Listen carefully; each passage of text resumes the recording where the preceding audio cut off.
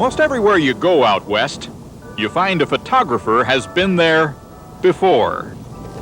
Many towns had picture takers before they had preachers.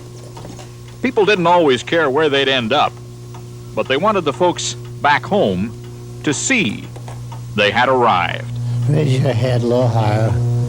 Glenn Altman's father opened this studio in Trinidad, Colorado nearly 100 years ago.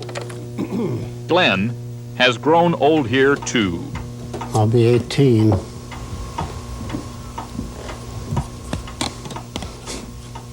Backwards. He lives amid a century of clutter.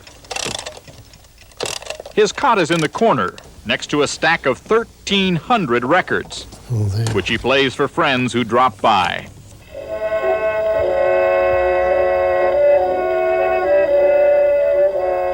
When Glenn's father first opened this door, he offered the folks of Trinidad, Colorado, something special.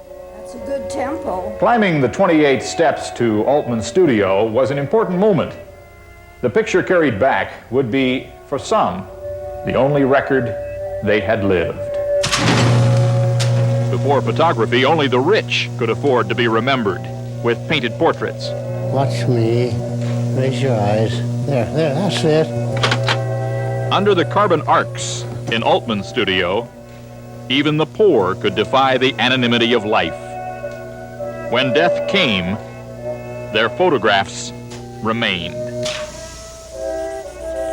Glenn never switched to color pictures.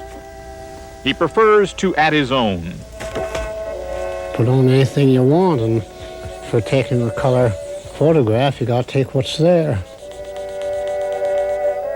His uncle Otis was a photographer too, chasing wars and heroes and the famous of his day.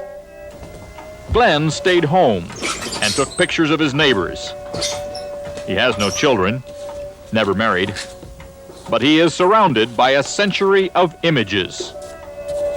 He lives alone in a room that is not uninhabited. Bob Dotson, NBC News, Trinidad, Colorado.